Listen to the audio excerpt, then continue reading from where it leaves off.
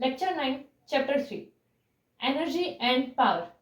अभी यहाँ पे हमारे पास एक कंडक्टर है एंड इस कंडक्टर के दो एंड पॉइंट है, एक ए एंड बी। अभी कंडक्टर से हमारा करंट आई फ्लो हो रहा है कि लाइक यहाँ से यहाँ ऐसे करंट जो है वो फ्लो हो रहा है। सो ए से बी तक हमारा करंट फ्लो हो रहा है। तो यहाँ अगर हम देखें तो ए पॉइंट पे कुछ पोटेंशियल होगा, बी पॉइंट पे भी कुछ पोटेंशियल होगा। तो सपोज ए पॉइंट का जो पोटेंशियल है वो क्या हो, V A, and B point का जो पोटेंशियल है वो क्या हो, वी बी। अभी करंट हमारा जब ए से बी फ्लो हो रहा है तो हम क्या बोल सकते हैं कि ए पॉइंट का जो पोटेंशियल है वो बड़ा होगा बी पॉइंट के पोटेंशियल से, यानी कि क्या होगा, V A greater than V B होगा। तो यहाँ पे अगर हमें ए एंड बी ये दोनों पॉइंट के बीच का पोटेंशियल डिफरेंस अगर देखना हो तो हम क्या करेंगे, दोनों का जो पोटेंशियल है उसको माइनस कर देंगे। तो इसीलिए क्या हो जाएगा, V A minus V B, तो हमें पोटेंशियल डिफरेंस मिल जाएगा। बट वी ए जो है वो क्या था, वी बी से बड़ा था, तो जो आंसर होगा वो क्या होगा, पॉजिटिव, इसीलिए क्या हो जाएगा, वी ग्रेटर देन जीरो। अभी अगर हमें चार्ज फाइंड करना है तो चार्ज फाइंड करने के लिए हमने एक करंट का फॉर्मूला देखा था, वो क्या था, I equals to delta Q by delta T, and ये टी यहाँ से यहाँ चला जाएगा। तो हम क्या बोल सकते हैं कि चार्ज जो है हमारा डेल्टा क्यू वो क्या हो जाएगा, I डेल्टा टी। एंड ये जो हमारा चार्ज है वो कहाँ, ए से बी फ्लो कर रहा है, एंड जो टाइम है वो क्या है, डेल्टा टी जितने टाइम में हो रहा है। तो अगर हमें इसके लिए पोटेंशियल एनर्जी फाइंड करना हो, सपोज पहले हम ए पॉइंट पे पोटेंशियल एनर्जी फाइंड करते हैं, तो ए पॉइंट का जो पोटेंशियल एनर्जी है उसे हम क्या बोले, U1, तो वो हमारा क्या होगा, वी ए डेल्टा क्यू। इसके लिए एक नॉर्मल कंसेप्ट हम सेकेंड चैप्टर में सीखे थे, जो कि क्या था, पहले तो पोटेंशियल का था कि क्या यूनिट चार्ज पे होने वाला जो वर्क है वो पोटेंशियल होगा। तो वो इस तरह से हमें मिला था कि V इक्वल्स टू क्या होगा, W बाई क्यू, एंड ये Q जो है वो जब यहाँ से यहाँ आता था तो W इक्वल्स टू क्या था, V क्यू, एंड वर्क जो है हमारा वो क्या था, पोटेंशियल एनर्जी के फॉर्म में स्टोर होता था।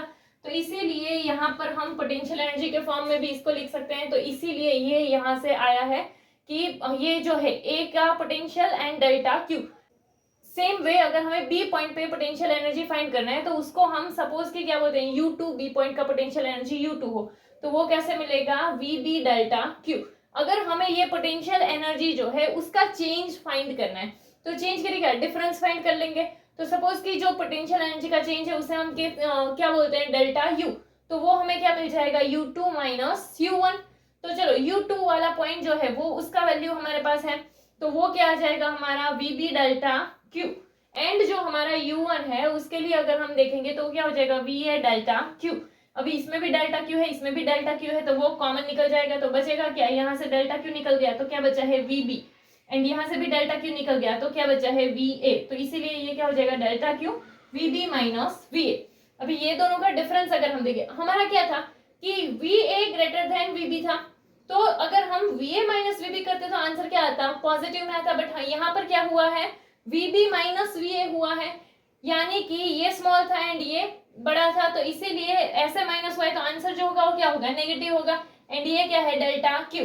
तो यहाँ से अगर हम देखें डेल्टा क्यू जो था हमारा वो क्या था, I डेल्टा टी था, तो वो वैल्यू पुट कर सकते हैं, तो I डेल्टा टी, एंड यहाँ पर जो V था वो, तो ये इस तरह से हो गया हमारा चेंज इन पोटेंशियल एनर्जी, क्या हो गया, minus IV delta T, and ये नेगेटिव में इसलिए यहाँ क्या लिखा है, लेस देन जीरो।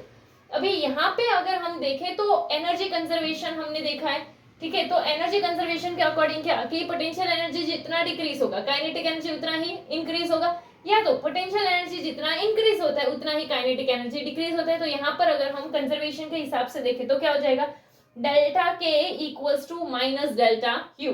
तो यहाँ पे अगर हमें ये काइनेटिक एनर्जी के लिए देखना है तो ये क्या है, माइनस डेल्टा यू, तो माइनस का माइनस, एंड यहाँ पर ये तो हमने ऑलरेडी फाइंड कर रखा है, वो क्या है, माइनस IV डेल्टा टी, तो वो वाला वैल्यू पुट कर दिया, माइनस माइनस क्या हो जाएगा, प्लस। तो यहाँ पे क्या हो गया, डेल्टा के इक्वल्स टू, यहाँ से ये आ गया तो क्या, IV डेल्टा टी, एंड ये जो है वो किस में होगा, पॉजिटिव में होगा। तो ये सेम चीज हो गई, ये वाला नेगेटिव था, ये वाला पॉजिटिव है। सो अभी अगर हमें कंडक्टर में देखें तो कंडक्टर में क्या होता है कि जो इलेक्ट्रिक चार्ज है वो फ्रीली मूव करता है, ठीक है, कि लाइक अगर कोई इलेक्ट्रिक फील्ड है तो उसके अंडर में हमारा जो इलेक्ट्रिक चार्ज है वो फ्रीली मूव करता है। सो इसकी वजह से क्या होगा कि जो हमारा इलेक्ट्रिक चार्ज है उसका काइनेटिक एनर्जी क्या हो जाएगा, इंक्रीज हो जाएगा, ठीक है। बट यहाँ पे वो क्या होगा कि जब वो मूव कर रहा है तो इसकी वजह से उसमें कंटिन्यूअसली इलेक्ट्रिक फील्ड की इफेक्ट में मूव कर रहा है, तो इसीलिए उसमें हमें ड्रिफ्ट वेलोसिटी देखने को मिलेगी, ठीक है। एंड इसकी वजह से क्या होगा कि कंडक्टर जो है उसमें जो इलेक्ट्रॉन्स है वो कोलाइड होते हैं। इलेक्ट्रॉन्स जो होंगे वो किससे कोलाइड होंगे, तो कि उसमें जो आयंस जो है, एटम्स है, उससे कोलाइड होंगे। तो इसकी वजह से क्या होगा कि ये कोलिजन की वजह से आयंस एंड जो एटम्स है उनको कुछ एनर्जी मिलेगा इलेक्ट्रॉन से, ठीक है। एंड इसी वजह से ये जो आयंस है वो क्या करेंगे, वो फास्टली मूव करने लगेंगे, उनका ऑसिलेशन हो रहा होगा, तो ये एनर्जी मिलने की वजह से उनका ऑसिलेशन जो है वो फास्ट हो जाएगा। एंड इसी वजह से जो है क्या हो जाएगा, धीरे धीरे कंडक्टर जो है वो हीट अप होने लगेगा। एंड यहाँ पर यानी कि हीट एनर्जी क्रिएट हो रही है, तो हम क्या बोल सकते हैं कि जो काइनेटिक एनर्जी है वो किसमें कन्वर्ट हो जाएगी, हीट एनर्जी में कन्वर्ट हो जाएगी। Next, power produced in electrical circuit. Electrical cell है तो उससे हमें इलेक्ट्रिकल पावर मिलती है, बट ये पावर कब तक होती है, तो जब तक उसमें केमिकल रिएक्शन होता है तब तक हमें इलेक्ट्रिक पावर मिलती है। अभी यहाँ पर हमारे पास जो है वो सेल का डायग्राम है, ये इलेक्ट्रिक सेल का डायग्राम है कि जिसमें यहाँ हमारे पास दो रॉड है, एक जो है वो पॉजिटिव है एंड एक जो है वो नेगेटिव है। एंड उसके साथ यहाँ पर हमने एक रेजिस्टर जो है वो कनेक्ट किया हुआ है। तो यहाँ पे क्या कि जो ये रेजिस्टर में से जो एनर्जी लॉस होगा वो किस पे डिपेंड करेगा, V एंड I पे डिपेंड करता है। अभी हमने जो देखा था उसमें, इससे पहले देखा था उसमें क्या था कि काइनेटिक एनर्जी किस में कन्वर्ट हो रही थी, हीट एनर्जी में कन्वर्ट हो रही थी। एंड हमने एक और चीज देखी थी कि जो वर्क होता है वो एनर्जी के फॉर्म में स्टोर होता है। तो इसीलिए इसके पहले में जो हमें एनर्जी मिली थी तो वो हम यहाँ पर ऐसे लिख सकते हैं कि W equals to IV delta T। तो यहाँ पे हम ऐसा भी बोल सकते हैं कि K equals to W equals to I delta T V, ऐसा हो सकता है। अभी यहाँ पे अगर हम देखें तो इतना पार्ट अगर ले तो ये डेल्टा T है वो यहाँ से जब नीचे जाएगा तो क्या होगा, delta W by delta T। And यहाँ पर क्या बचा होगा, I एंड V। तो इसीलिए क्या हो जाएगा, delta W by delta T equals to VI। तो यहाँ पे जो है ये हमारा क्या होगा, पावर, ठीक है। तो यहाँ पे हम क्या बोल सकते हैं, तो कि पर यूनिट टाइम के हिसाब से जो एनर्जी यूज हो रहा है वो क्या होगा, पावर। अगर हम यहाँ पे ओम्स लॉ का यूज करें तो वहां पर क्या था, ओम्स लॉ के according V equals to IR होता था। तो यहाँ पे हमें पावर के लिए जो फॉर्मूला मिला है वो क्या है, VI। तो V का वैल्यू अगर हम यहाँ से पुट करते हैं तो V की जगह पर क्या आ जाएगा, IR। एंड यहाँ पर एक I था तो ये I इंटू आई क्या हो जाएगा, I स्क्वायर एंड R। तो पावर का एक और फॉर्मूला मिल गया, वो क्या है, I स्क्वायर R। एंड अगर हमें सपोज कि दूसरा वैल्यू कोई पुट करना हो सपोज कि, तो हम क्या बोल सकते हैं कि जैसे हमारा P इक्वल्स टू VI था, तो यहाँ पर पहले हमने किसका वैल्यू पुट किया था, V का पुट किया था। अगर हम अभी इस बार I का वैल्यू पुट करते हैं तो इससे I का वैल्यू बनाना पड़ेगा। तो I के वैल्यू के लिए क्या, ये R यहाँ है, उसको यहाँ भेजेंगे तो नीचे चला जाएगा, तो वो क्या हो जाएगा, V बाई R। तो इसीलिए यहाँ पर क्या हो जाएगा हमारा P equals to V and I था, I की जगह पर क्या पुट करेंगे, V बाई R। तो ये V इंटू V क्या हो जाएगा, V स्क्वायर अपॉन R। तो यहाँ पे क्या हो गया, P equals to V square upon R। हमारा एक फॉर्मूला जो था वो यहाँ पे क्या आया, P इक्वल्स टू VI। फिर यहाँ हमने दूसरा फॉर्मूला लिया P equals to I square R। And फिर हमें यहाँ पर थर्ड फॉर्मूला मिला P equals to V square by R। तो ये तीनों जो है वो हमारे पावर के इक्वेशन है। इसके अलावा अगर हम इसका यूनिट देखें तो वो क्या होगा, जूल पर सेकेंड और वॉट। नेक्स्ट, कंडक्टर में जो चार्जेस है उनमें एनर्जी गेन होना या तो एनर्जी लॉस होना in form of heat energy, तो उसे हम क्या बोलते हैं, ओमिक लॉस या फिर एनर्जी लॉस। रेजिस्टर में से जो पावर लॉस होता है वो नॉर्मली करंट एंड जो पोटेंशियल डिफरेंस है उन दोनों पे डिपेंड करता है। अभी पावर जो होता है कि जिसको ट्रांसमिट किया जाता है वो बहुत ही ज्यादा लार्ज डिस्टेंस पे होता है।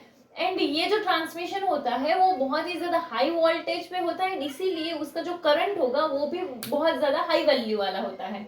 अभी नॉर्मली अगर हम देखें तो इसे कहीं पर भी हाई वोल्टेज होते हैं तो वहां पर साइन लगे हुए होते हैं, डेंजर साइन एंड ऐसा। सो हाई वोल्टेज के लिए ही जो है वो हमें डेंजर साइन एंड ये सारी चीजें देखने को मिलती है। इसका रीजन क्या है कि जब हमारा पावर का ट्रांसमिशन, इलेक्ट्रिसिटी ट्रांसमिट होती है तो वो हाई वोल्टेज पे ट्रांसमिट किया जाता है एंड हाई वोल्टेज जो है वो नॉर्मली सेफ नहीं होता है। अभी ओमिक लॉस जो है उससे रिड्यूस करने के लिए हम क्या करते हैं, तो ये जो ट्रांसमिशन हो रहा है इलेक्ट्रिक पावर का वो बहुत ही ज्यादा हाई वोल्टेज पे किया जाए। इससे क्या होगा कि उससे जो लॉस हो रहा है इलेक्ट्रिक पावर लॉस वो कम हो जाएगा। अभी लाइक नॉर्मली अगर हम देखें तो जो इलेक्ट्रिसिटी आती है हमारे घर पे, तो उसके लिए जो पावर स्टेशन होते हैं कि जो इलेक्ट्रिसिटी प्रोड्यूस करते हैं वो बहुत ही ज्यादा दूर होते हैं, वो घर से या फैक्ट्री से या कहीं से भी, इन शॉर्ट जहां तक इलेक्ट्रिसिटी आती है वहां से बहुत ही ज्यादा दूर होते हैं। एंड इसीलिए ये पावर जो है हम ट्रांसमिट करते हैं लाइक पावर स्टेशन से घर तक या फैक्ट्रीज तक, इस पावर को ट्रांसमिट किया जाता है। तो ये पावर को ट्रांसमिट करने के लिए किसका यूज किया जाता है? केबल्स। केबल्स के थ्रू उसे ट्रांसमिट किया जाता है। अभी ये केबल्स जो है ना, उनकी लेंथ कैसी होगी? बहुत ही ज्यादा बड़ी होगी। तो केबल्स की लेंथ बड़ी होने की वजह से उसका रेजिस्टेंस भी बढ़ जाता है। हमने एक चीज देखा था इसके पहले ही किसी लेक्चर में, वो क्या था कि R प्रोपोर्शनल टू L, है ना, कि रेजिस्टेंस जो है वो लेंथ से डायरेक्टली प्रोपोर्शनल है। तो ये जो हमारे केबल्स है वो बहुत ज्यादा लेंथ उसका जो है वो लॉन्ग है, ये लार्ज है, तो इसीलिए तो यहाँ पर क्या किए, हमारे जो केबल्स है उनकी लेंथ लार्ज है, तो इसीलिए जो रेजिस्टेंस है वो भी क्या हो जाता है? बड़ा हो जाता है। एंड सपोज कि हम जो है हमारे केबल का रेजिस्टेंस है उसे किससे लिख रहे हैं? RC से। एंड अगर कोई डिवाइस है, उस डिवाइस का रेजिस्टेंस R है, उसका जो वोल्टेज है पोटेंशियल डिफरेंस वो V है, एंड करंट जो उसमें से पास हो रहा है वो I हो, तो जो हमें पावर मिलेगा वो क्या होगा? P इक्वल्स टू VI होगा ये डिवाइस के लिए। एंड अगर हम सपोज कि केबल के लिए पावर देखें तो उसके पावर का सपोज हम PC से लिखें, तो फॉर्मूला क्या लिख सकते हैं? PC equals to I square RC लिख सकते हैं। ये RC क्या था? हमारा रेजिस्टेंस था उसके लिए, केबल के लिए। तो यहाँ पे अगर हम देखें कि हमने क्या देखा, पावर जो है वो क्या है? P इक्वल्स टू VI है। तो यहाँ से हम ऐसा भी कर सकते हैं कि ये V जो है उसे यहाँ से नीचे भेज दें, तो I इक्वल्स टू क्या हो जाएगा? P upon V। एंड अगर हम इस फॉर्मूला में ये I की प्लेस पर ये वैल्यू पुट करें P अपॉन V, तो हमारा क्या हो जाएगा कि देखो PC था एंड I स्क्वायर है, तो I स्क्वायर की जगह क्या आ जाएगा? P square upon V square. यहाँ पर जो है P अपॉन V था, ये स्क्वायर में इसलिए P square upon V square, and RC था तो RC का RC, तो क्या आ गया हमारा? P square RC upon V square. अभी यहाँ पे दूसरा अगर हम देखें तो ये जो पावर है वो क्या, तो क्या हमारी V स्क्वायर के इनवर्सली प्रोपोर्शनल है। एंड इसीलिए अगर हमें पावर को मिनिमाइज करना है, यानी कि पावर का वैल्यू कम करना है, तो हमें वोल्टेज जो है उसे इंक्रीज करना पड़ेगा। एंड इसीलिए ये जो ट्रांसमिशन हो रहा है वो बहुत ज्यादा हाई वैल्यू वाले वोल्टेज पे होता है, कि जिससे करके केबल का जो पावर है उसे रिड्यूस किया जा सके। एंड इसके लिए वोल्टेज जो है ना उसे इंक्रीज या डिक्रीज करने के लिए हमारे पास एक डिवाइस होता है जिसे हम ट्रांसफार्मर बोलते हैं। तो ट्रांसफार्मर जो है वो वोल्टेज को इंक्रीज भी कर देता है एंड डिक्रीज भी कर देता है, ये ट्रांसफार्मर के टाइप पे डिपेंड करता है।